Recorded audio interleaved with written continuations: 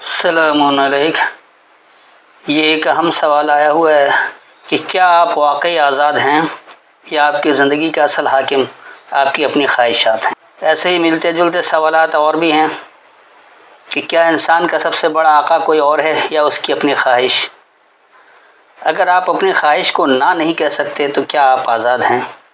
ایک سوال کا جواب صرف اپنے دل میں دیں۔ اگر آپ کو معلوم ہو کہ کوئی کام غلط ہے پھر بھی آپ وہی کریں تو فیصلہ کس نے کیا، آپ نے یا آپ کی خواہش نے؟ قرآن اسی حقیقت سے پردہ اٹھاتا ہے۔ سورہ جاثیہ کی آیت نمبر 23 کے مطابق انسان اس وقت سب سے بڑی غلامی میں داخل ہوتا ہے جب وہ اپنی خواہش کو معیار حق بنا لیتا ہے، اور سورہ فرقان کی آیت نمبر 43 کے مطابق جب خواہش انسان کا رہنما بن جائے تو وہ عملی طور پر اسی کی عبادت کرنے لگتا ہے، چاہے وہ خود کو آزاد سمجھے۔ تو آزادی وہ نہیں کہ جو دل چاہے کر لیا جائے، بلکہ آزادی یہ ہے کہ انسان صحیح اور غلط میں فرق کرتے ہوئے اپنی خواہش پر قابو رکھ سکے۔ تو یاد رکھیں، کیونکہ سوالات موجودہ تراجم کو مد نظر رکھ کر کیا جاتا ہے، لہذا اسی کے مطابق بات آتی ہے۔ تو اس لیے ہم پہلے ان آیتوں کو کھولنے کے بجائے موجودہ تراجم کو مد نظر رکھتے ہوئے کچھ گزارشات آپ کے سامنے پیش کر دیتے ہیں، پھر اس کے بعد آیتوں کی وضاحت کروں گا۔ اگر میں کہوں کہ آج دنیا کے زیادہ تر لوگ غلام ہیں لیکن کسی انسان کے نہیں، تو کیا آپ یقین کریں گے؟ قرآن اس غلامی کا نام بتاتا ہے۔ آپ جو بھی فیصلہ کرتے ہیں کیا وہ عقل سے کرتے ہیں یا خواہش سے؟ شاید یہی سوال آپ کی پوری زندگی بدل دے۔ لوگ سمجھتے ہیں آزادی کا مطلب ہے جو دل چاہے کرو، لیکن قرآن کہتا ہے یہی سب سے بڑی غلامی بن سکتی ہے۔ کیسے؟ اگر آج آپ اپنی ایک بری عادت بھی چھوڑ نہیں سکتے تو ذرا سوچئے اصل مالک کون ہے؟ انسان پوری زندگی آزادی تلاش کرتا ہے، مگر قرآن کہتا ہے کہ وہ اپنی ہی خواہشات کی زنجیروں میں جکڑا ہوا ہے۔ تو اب آپ بتائیں کہ کیا واقعی انسان کسی کا غلام ہے؟ پہلے آپ کو موجودہ دور کی چند ایک مثالیں دے دوں، پھر اس کے بعد آیتوں کی وضاحت کرتا ہوں۔ ایک نوجوان رات کے 2 بجے تک موبائل استعمال کرتا رہتا ہے۔ وہ جانتا ہے کہ صبح فجر بھی رہ جائے گی، صحت بھی خراب ہوگی، کام بھی متاثر ہوگا، لیکن پھر بھی اس کا ہاتھ موبائل سے نہیں ہٹتا۔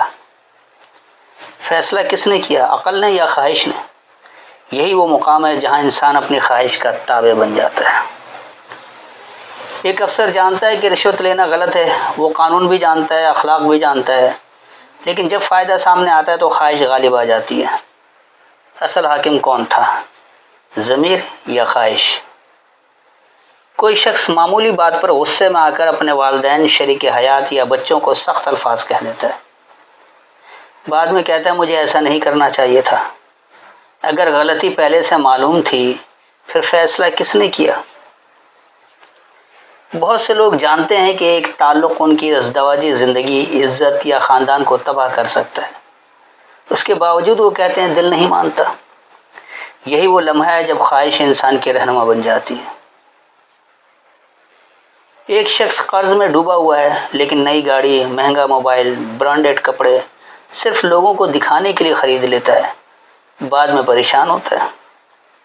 فیصلہ ضرورت نے کیا تھا یا خواہش نے؟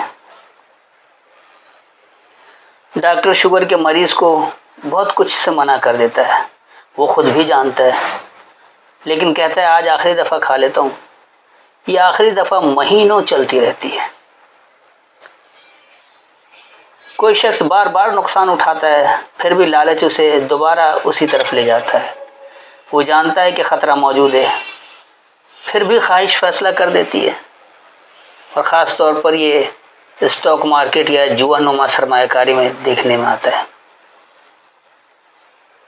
ایک شخص جانتا ہے کہ معافی مانگ لینے سے گھر بچ سکتا ہے، لیکن اس کا نفس کہتا ہے میں کیوں جھکوں؟ ایک ضد پورا خاندان توڑ دیتی ہے۔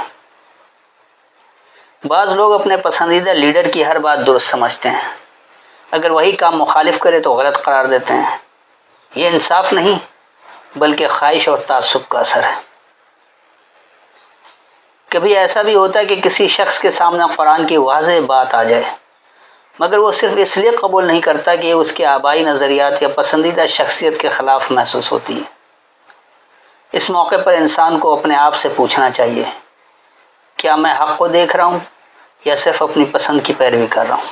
تو یاد رکھیے، غلام وہ نہیں جس کے ہاتھ میں ہتھ کڑی ہو، غلام وہ بھی ہو سکتا ہے جس کی خواہش اس کے فیصلے کرتی ہو اور اسے خود اس کا احساس بھی نہ ہو۔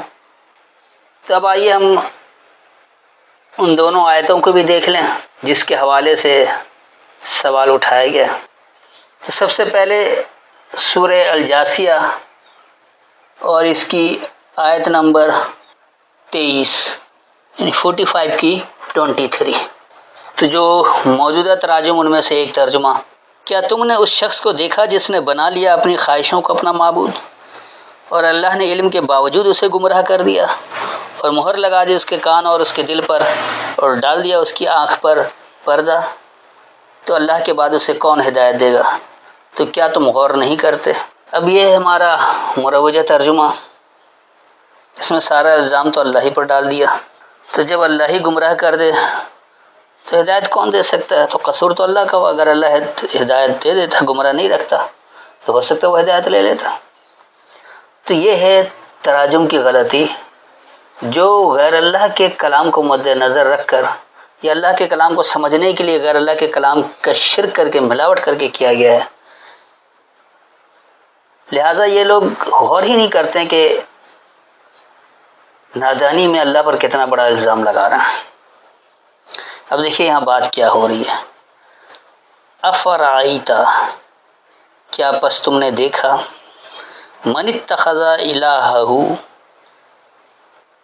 جو پکڑ لیتا ہے اپنا حاکم ہواہ، اپنی خواہش کو، وَأَضَلَّهُ اللَّهُ، اور وہ خوب گمراہ ہوتا ہے اللہ سے، علی علم، ایک علم پر، وختم علی سمعہ وقلبہ، اور مہر لگا لیتا ہے اپنے سننے پر اور اپنے پلٹنے پر، وجعل علی بصرہ غشاوہ، اور بنا لیتا ہے اپنی بصیرتوں پر ایک پردہ، فمن یہدیہ من بعد اللہ، بس کون اسے ہدایت دے گا اللہ کے بعد سے؟ افلا تذکرون، کیا پس تم یاد دہانی نہیں لیتے؟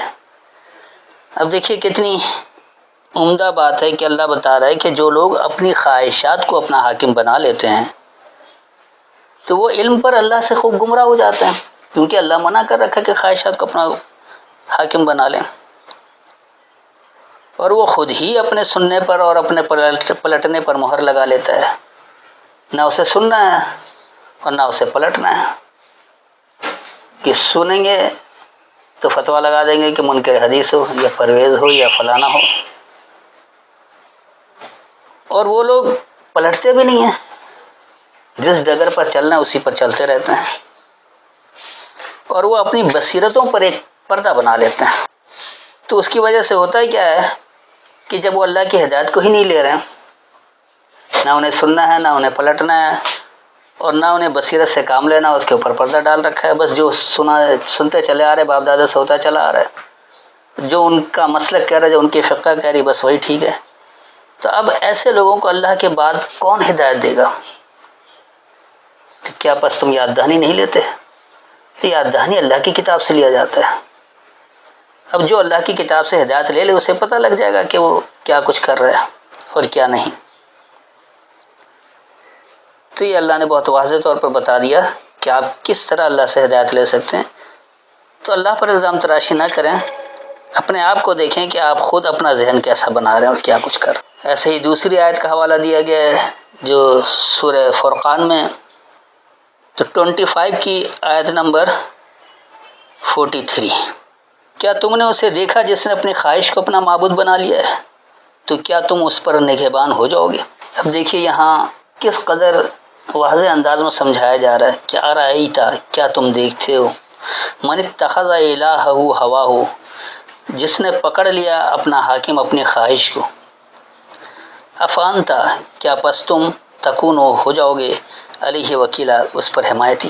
تو یہ خود دیکھ لیں کہ جو لوگ اپنی خواہشات کو اپنا حاکم بنا لیتے ہیں تو کیا آپ اس پر نگہبان بنیں گے، آپ اس پر حمایتی بنیں گے، اس پر بھروسہ کرنے والے بنیں گے؟ کیونکہ آپ کو پتہ ہے وہ تو اپنی خواہش کے مطابق فیصلہ کر لے گا، کسی وقت بھی پلٹ جائے گا، کیونکہ اس کے مد نظر اللہ کے احکامات نہیں ہیں۔ بلکہ وہ اللہ کے احکامات کو چھوڑ کر اپنے خواہشات کی اتباع کر رہا۔ تو جو لوگ اپنے خواہشات کے پیچھے چل پڑیں وہ کیسے حق بات پر آ سکتے ہیں؟ تو ان دونوں آیتوں سے بہت بڑی وضاحت ہو گئی ہے کہ احکامات کہاں سے آپ کو لینا ہے اور کس طرح سے لینا ہے۔ لیکن اس کے باوجود اگر لوگ ہدایت نہیں لیتے تو یہ ان کا اپنا قصور ہے، اللہ کا نہیں۔ تو اللہ کے احکامات کو سمجھنے کے لیے، اللہ کی بات کو سمجھنے کے لیے غیر اللہ کے کلام کی ملاوٹ، شرک سے آپ کو رکنا ہوگا۔ اگر آپ شرک کرتے رہیں گے تو آپ اللہ کی ہدایت تک نہیں پہنچ سکتے۔ کبھی ایسا بھی ہوتا ہے کہ کسی شخص کے سامنے قرآن کی واضح بات آ جائے مگر وہ صرف اس لیے قبول نہیں کرتا کہ اس کی آیات آبائی نظریات یا پسندیدہ شخصیت کے خلاف محسوس ہوتی ہے۔ اس موقع پر انسان کو اپنے آپ سے پوچھنا چاہیے، کیا میں حق کو دیکھ رہا ہوں یا صرف اپنی پسند کی پیروی کر رہا ہوں؟ تو غلام وہ نہیں جس کے ہاتھ میں ہتھکڑی ہو، غلام وہ بھی ہو سکتا ہے جس کی خواہش اس کے فیصلہ کرتی ہو اور اسے خود اس کا احساس بھی نہ ہو۔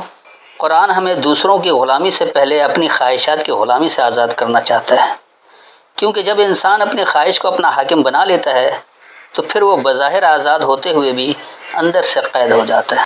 یاد رکھیے کہ سب سے زیادہ شرک، سب سے زیادہ اللہ کی نافرمانی اپنی خواہشات کو اپنا حاکم بنا لینا ہے، اور جس نے ایسا کیا وہ اللہ کی ہدایت سے کوسوں دور ہو جاتا ہے۔ آپ کی نظر میں انسان کی سب سے مشکل جنگ کس کے خلاف ہوتی ہے؟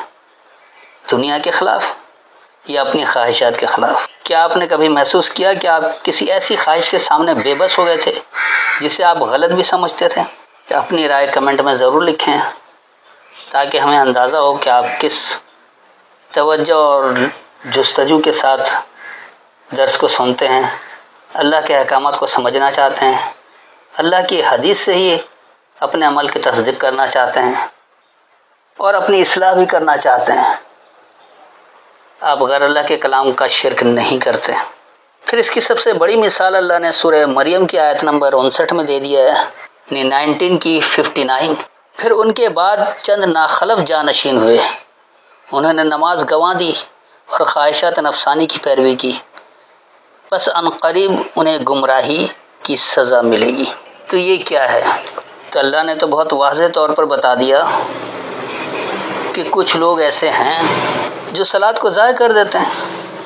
اس آیت کے آپ لفظی ترجمہ سن کر بھی اس کو اچھی طرح سے سمجھ لیں کہ فخلف من بعدہم، بس پیچھے آئے ان کے بعد سے، خلف جو پیچھے ہیں، اضاعوا الصلاۃ، خوب ضائع کر دیا انہوں نے الصلاۃ کو، خاص سبق کو، واتبعوا الشہوات، اور انہوں نے اتباع کیا خواہشات کی، فسوف یلقون غیا، پس ان قریب انہوں نے پیش کر دیا طغیانی یا گمراہی۔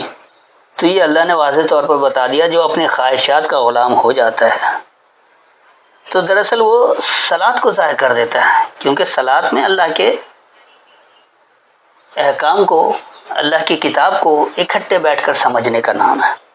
تو جب آپ اللہ کے احکام کو، اللہ کے فرمان کو، اللہ کے احسن الحدیث کو سمجھیں گے ہی نہیں، اسے ضائع کر دیں گے اور اپنے خواہشات کے پیچھے چل پڑیں گے، یعنی حکم آپ نے اپنے خواہشات کو مانا تو آپ نے گویا الہ اللہ کے بجائے اپنی خواہشات کو بنا لیا، تو آپ اپنے آپ کو خود ہی طغیانی میں پیش کر دیتے ہیں، گمراہی میں پیش کر دیتے ہیں۔